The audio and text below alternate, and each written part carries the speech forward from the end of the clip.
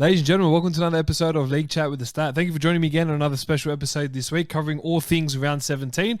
A lot to get through, guys. We're going to recap everything from round 17, discuss all things round 18, and discuss State of Origin, the big game coming up. And can New South Wales get that clean sweep? Going straight over to things round 17, the Raiders 30 defeating the Seagulls to 16. And a good win by the Raiders. They just needed that win to really just get themselves back into the mix of things and try climb their way into the top 8. And it was a very different performance to what we've usually witnessed from the Raiders. Having looked at their side in recent weeks and the type of football they were playing, they were really tensed. They weren't relaxed. They just looked like they didn't have enough trust in each other in the way that they were playing.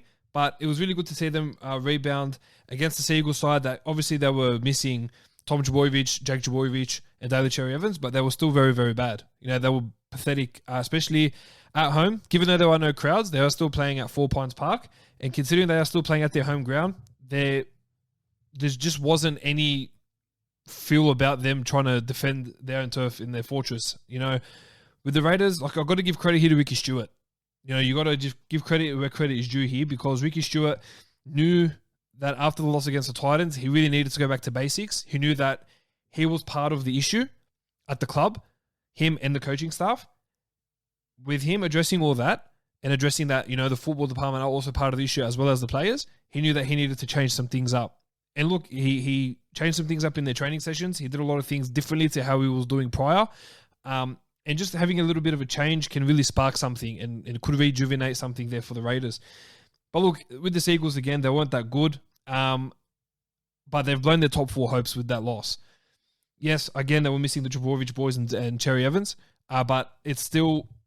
they've done it before. They've obviously gone to 4 Points Park and played out a phenomenal game without those 3 members there. But to have them all missing, and then to have them obviously not being part of that win, and then to have the players not step up to how it was like last time and getting that win was very disappointing for the Seagulls. I thought Joe Tarpanay had his best game I've seen in a very long time. 24 runs, 231 metres, a tackle break, an offload, and 18 tackles. So really excited for Joe Tarpanay to have a very good game like that and to really change things around for the Raiders. So hopefully that this is a stepping stone for better things to come for the Raiders.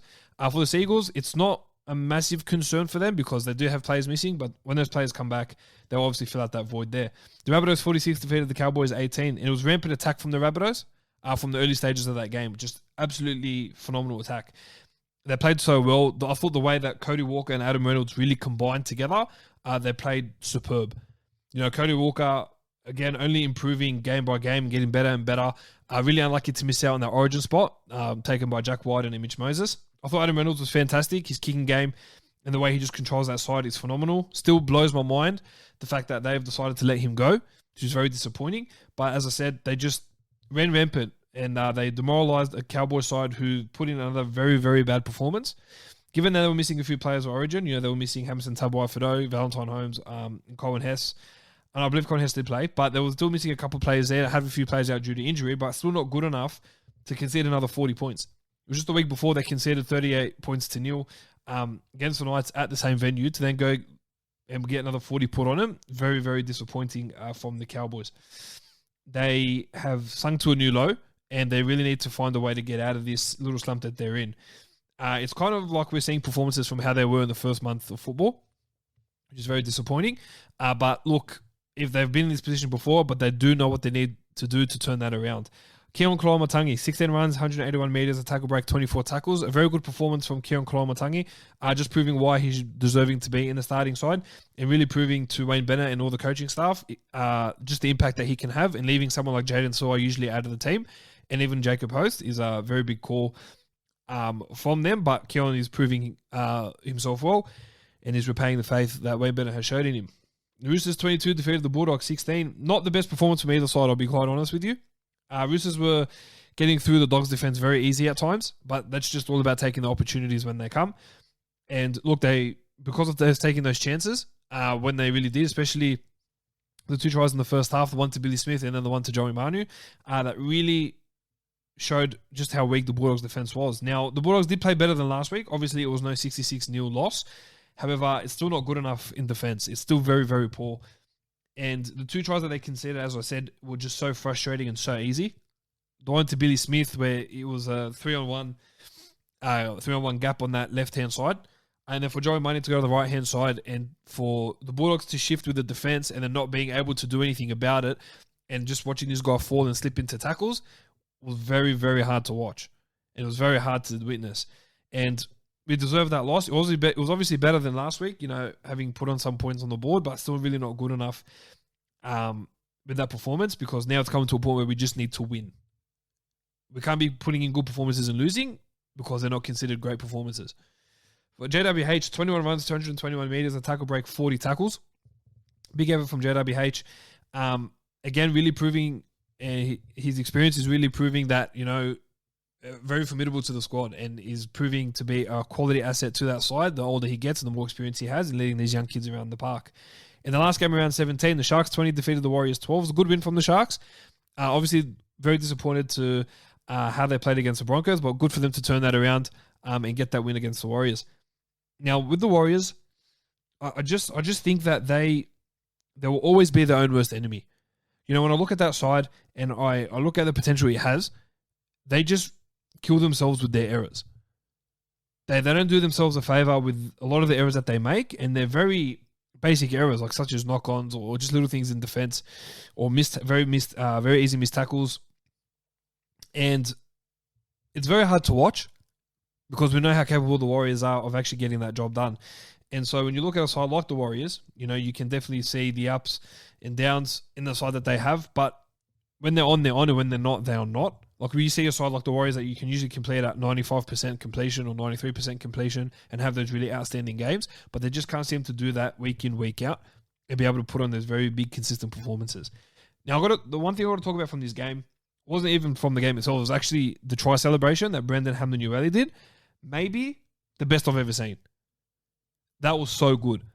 The way he got his arms up in the air and he started floating around like it was The Rock, and then dropping the people's elbow onto Jack Williams. And I'll be honest, when I saw Hamlin-Uele punch Jack Williams, and it was a fake punch, but when I saw him drop to the ground, I freaked out. I was thinking, what the heck? How did this go about? Like, how did they come to the point where these guys just knocked out his teammate cold? And I freaked out. But it was just phenomenal acting, and it was just another part of a great trial celebration that's being done at the moment for Dry July, and a very good initiative there by Sportsbet for $5,000 for each try celebration. It gets donated to the Mossy Masoy Foundation, which I thought was really cool. But yeah, Hamlin-Uele, best I've seen. Now I just want to see Jack Williams score a try to see what kind of payback will go up against Hamlin-Uele. So excited to see that day come. Now, guys, news around the NRL world. Kobe Hetherington's re-signed with the Broncos for 2 years, keeping him at the club there till the end of 2023. Aiden Caesar is staying in the Super League. He's been linked with Leeds at this stage. We're not sure whether he's going to sign at this point, but we're just looking to wait and see what happens there. Isaac Liu has officially signed the 3 deal to the Gold Coast Titans. I mentioned last week that it was all just talk and it was pretty much confirmed, but now it's been made official by Gold Coast. We're waiting official confirmation from the Dragons that Jaden Sewell signed a 3-year deal. It's believed that Wayne Bennett has confirmed this news. We're just waiting for Dragons to come out and announce that themselves. Tyson Gabriel's re-signed with the Broncos for another 2 years. Matt Tomoko is re-signed with the Raiders for 3 years. Dylan Walker has been offered a 2-year contract extension by Seagulls, really the only club putting an offer for him, and he's yet to take it at this stage. So it could be see what happens there. Konoli Lumelu has re-signed for a year with the Cowboys, having left the Bulldogs and gone over to sign at the Cowboys. Has really put his foot down there and has really done well to earn himself a good, consistent spot in first grade. So has earned himself a contract extension. Tigers are back in the race for TPJ. So the Bulldogs have offers on the table at the moment, and it's just a matter of which organisation that TPJ wants to be part of. The Bulldogs have re-signed the Afasi Manafanai for the next 2 years. Another player that's re-signed for 2 years is Brodie Jones, re-signing with the Knights there for another couple of years. Payne Haas has been offered 10 years and a $10 million deal to re-sign with the Broncos. As many as 10 clubs have come out and offered Payne Haas a deal from 2025 onwards. I think it's very... How do I put it? $10 million for 10 years, I don't really think is a good deal. We've seen it with Jason Taumalolo and the immense amount of pressure that he gets put under to perform the way he does. And he performs brilliantly. The problem is he's being underutilized for his performances. Now, what I'm afraid of is Payne Haas taking a deal like this, a 10-year, $10 million deal. What it does for Broncos, it just locks them up. It locks them up and it keeps him up so that no club can try and negotiate a deal or get him out of a deal like that. Keeps him at the Broncos for life. It keeps one of their own products there to have a big career at the Broncos. But I don't think a 10-year, $10 million deal is the right deal for Payne Haas. What I do think is that he needs to obviously really consider all options on the table. What I mean by that is what he would need to do is he would just need to lay out and see whether it's best for him to take on that extra responsibility and that added responsibility. You know, anyone on that kind of money doesn't really show up at times. So, look, I think he's worth it. Don't get me wrong, but I just don't know if that's right now, like the right deal to sign. That's just a personal opinion of mine. I don't think it's a good deal, and I think he should be staying away from that. Just committing until 2025 and then seeing what happens after that. The Seagulls are continuing to re-sign their current crop. Lachlan Croker, Morgan Harper have re-signed to the end of 2023, and Kieran Thorne has re-signed to the end of 2022. Sam Stone and Nene McDonald have been linked to Lace Centurions in Super League effective immediately. Just a matter of trying to get that release done before August 1. The Bulldogs have signed Matt Duffy on a 1-year deal. This I really like. Keeping him in there for 1 year, not on big money, just to go out there and prove his worth, to kind of give him that confidence again. And if he's playing great football, to make the move and to solidify himself as a top fullback in attack and defense. Zach Lomax and Daniel Alvaro refusing to sign the waiver about the barbecue that was held a couple of weeks back at the Dragons' Paul Vaughan's house. Now, with them, the reason they're holding off on it is because they are trying to see lawyers in regards to this and seeing that if they sign the waiver, just seeing what happens to them if it goes a little bit sour. George Burgess has been linked to sign a 2-year deal with the Dragons, while Will Hopewadi has been linked to sign a deal with St. Helens for 2 years. The Dragons have signed Jermaine Tanua-Brown on a 3-week contract, so he will go help the Dragons out for the next 3 weeks, which means that Warriors have had to tear up the contract for Dragons to sign him on a 3-week deal, only for the Warriors to then renegotiate terms of the same deal and then put in a new contract for him for 2022 and 2023. Connor Watson has been linked to the Sharks after receiving a low-balled offer from the Knights. So it'll be interesting to see what he does there. I reckon he should just stay out the Knights and take a 1-year extension for a bit less money and then prove his worth again and then get that back up. Curtis Scott's been fined $15,000 and suspended for 3 games for that incident back at the end of May in regards to getting into a fight at the club in Canberra. And by club, I mean nightclub, not the club itself. He didn't travel with the team bubble heading to Queensland, so there's a chance that he may have played his last game for the Raiders and he could be looking at potential sacking. Dylan Brown's been linked to the move away from Parramatta Eels. There's a chance that Parramatta may not be able to afford him, given a lot of players are coming off contract, including Gutherson at the end of next year.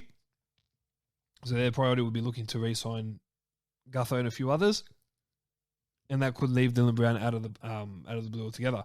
Kurt Mann is set to re-sign with the Knights on a 2-year deal. We're just waiting for official confirmation from the club. And NRL have taken the game to Queensland with all the crazy stuff happening here in Sydney. They've got 3 different hubs. They have the Sunshine Coast hub, which is hosting the Roosters, Panthers, Knights, and the Sea Eagles. They've got the Brisbane hub, which is hosting the Dragons, Sharks, and Tigers. And they've got the Gold Coast hub, which is hosting the Eels, Bulldogs, Rabbitohs, Raiders, and Warriors. Now, Melbourne at this stage can still continue to fly out from Melbourne, and Newcastle can still leave from Newcastle to head over on game day. Now, that's all the news in terms of the news around the NRL world. We want to get into everything State of Origin in terms of the lineup and its news. Now, Jai Arrow kicked out of camp for bringing Gill into the bubble. He was fined $35,000 and copped a 2-game suspension. The Rabbitohs are yet to really issue out any punishments. Now, again, we just discussed last week just how important it is to keep the game going. And for Jai Arrow to come out and do something like that, not the best of things to do, and he's very stupid.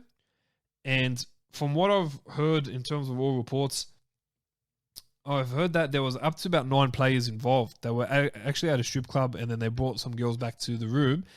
From what I've heard and all the rumours going around, Jai Arrow's taken the bullet for everyone. If 9 players had got done, then 9 players would have to isolate for 2 weeks, which means they'd have to run rampant and try to find players from left, right and centre to fill out that Origin squad. So that's all talk. It's not really 100% confirmed at this stage, but I'm not sure whether it's still being investigated or not. But look, in terms of what's been done so far, Arrow's been fined $35,000 and copped a 2-game suspension. The State of Origin Game 3 has been moved from Newcastle to Gold Coast. Reason for that is because with all the crazy lockdowns happening in Sydney, in the Greater Western Sydney area, they can't guarantee the game to go ahead in Newcastle in case any Sydney siders go to Newcastle and then affect that area with COVID. So they've moved the game to Gold Coast where there isn't as many cases, or little to no cases there. Now, Queensland get Ponga back. They get Hamilton Tabuai-Fidow debuting in the centres. They get AJ Bimson not coming off the bench. Can they recover from what's happened so far? Look, I don't think so. And the reason I say that is because they've dug themselves such a deep hole that it looks really impossible for them to come out of. They've had a dreadful 2 games. They're 76 points to 6 down at the moment. It's a tough ask. It's a very, very tough ask, for the Queenslanders to come out and try to beat a New South Wales side that's just been killing it in attack. Well, the New South Wales clean sweep, to be honest, I was very skeptical that they could and they could do it easily. But now that I've seen that Jack Whiten and Mitch Moses are in the halves, I don't know. Jack Whiten hasn't really been in phenomenal form for him to earn himself a number 6 jersey. And Mitchell Moses hasn't been the type of player that I would consider to be origin material.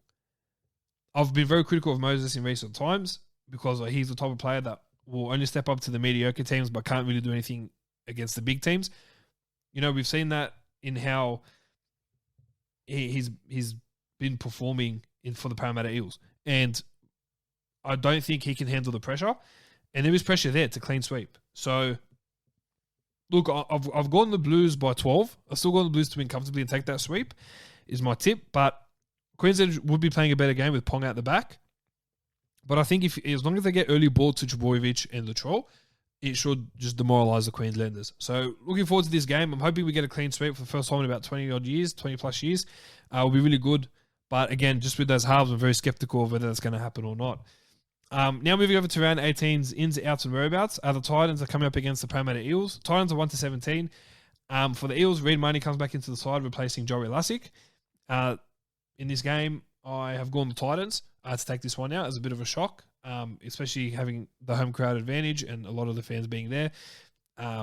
Just thinking that might be able to come out and back up what they did against the Raiders. The Seagulls come up against the Dragons. So Turbo and DCE have been named to back up at this stage in Origin. Josh Shooter has been named to return, with Carl Orton moving to the bench. For the Dragons, Tyrell Sloan will come to the starting side, replacing Matt Duffy, who's suspended for the barbecue incident. Jackson Ford will start at lock, moving Jack DeBell into prop, and Pawasa, Famau-Asili, and Jermaine Tanua-Brown on the bench. And Tyrell Fumaona and Kate Ellis will be the 2 other players sitting out this game due to suspension. I've gone the Dragons. I think, they can really look to use this time to prove a lot of teams wrong, and to kind of gel it in a side together. And I think this will be the week that they can get that organised, and they can obviously beat the Seagulls, because we don't know whether those players are going to back up from Origin or not at this stage. So, and with the way they've gone last time without Turbo backing up, they've been very poor. So I'd be looking at Dragons to get a surprise win there. The Raiders are coming up against the Sharks. Jack White and Josh Papali'i will be back from Origin, replacing Matt Frawley and Dynamis Lui, while the Sharks are 1-17 from the previous week. While I've seen some good signs from the Raiders, I am going to back them. And I think Sharks are too inconsistent, but I think the Raiders can really come out and make a difference in that game, and really put it to the Sharks. The Cowboys were coming up against the Roosters. Now, for the Cowboys, the Origin Stars will be backing up at this stage. Holmesville will place Dejan Arce, Hamilton Tabuafido will place Javid Bowen, and Colin Hess will be on the bench. For the Roosters, Tedesco will place Joey Manu, who will take the spot of Billy Smith, who's on the reserves. Angus Crichton obviously being due to suspension, due to Origin not being there. Isaac Liu will move to prop with Tokiaho coming out of the side, who's done his hammy for 2 to 4 weeks. So with Origin being played already, Crichton will back up. Isaac Lee will move to prop. Tokiaho will be out of the side, who's done his hammy. And Fletcher Baker will take the spot of Ben Thomas on the bench. I'm going to go Roosters this game. And I think with Tedesco coming back and Crichton coming back into that side, it will be a much needed experience to get one over the Cowboys. The Storm are coming up against the Knights. They've got all the Origin stars to back up at this stage. There's still no news on Ryan Pappenhausen or Harry Grant. For the Knights, Tyson Frizell will return, pushing Barnett to lock and Suaso Su dropped out of the side altogether. I'm going to go the Storm. I'm going to Storm by 20 points. I think they'll win this one comfortably. I think they're 13 at the moment on the trot, and I think that really good break they just had will only put them in full stead towards the end of the season. The Warriors will come up against the Panthers. Josh Cohen and prop Ken Evans are taking the spot of Ben Murdoch, Misella, and Jack Murchie on the bench. For the Panthers, Dylan Edwards will return from a foot injury, so Charlie Staines will shift to the wing. Brett Naden will come into the centres. Burden will play 5'8" in Jerome Luai's absence, and Tyrone May has been named at 7 to take the spot of Cleary. Could go either way. I'm going to go the Panthers. I'm going to go Panthers by 4. I think it'll be a lot closer again than everyone's anticipating, especially with the inexperience in the halves in Burden and Tyrone May. But I want to go Panthers here by 4. Broncos are coming up against the Tigers. Kobe Hetherington was taking the 13 jersey. Corey Pay and Thomas Flegler will come into the bench, with Jesse Arthurs and Ethan Bollamore dropped to the extended bench. For the Tigers, Adam Dwayne will go back to 5'8", and Fatalega Polga will make his debut in the centres, with Moses Mbai shifting to the bench. Stefano Tuakamanu will move to the starting side alongside Thomas McKaylee, relegating Alex Twal to the bench and Alex Seyfarth to the reserves. And Tuki Simpkins will start on the bench and make his debut for the side.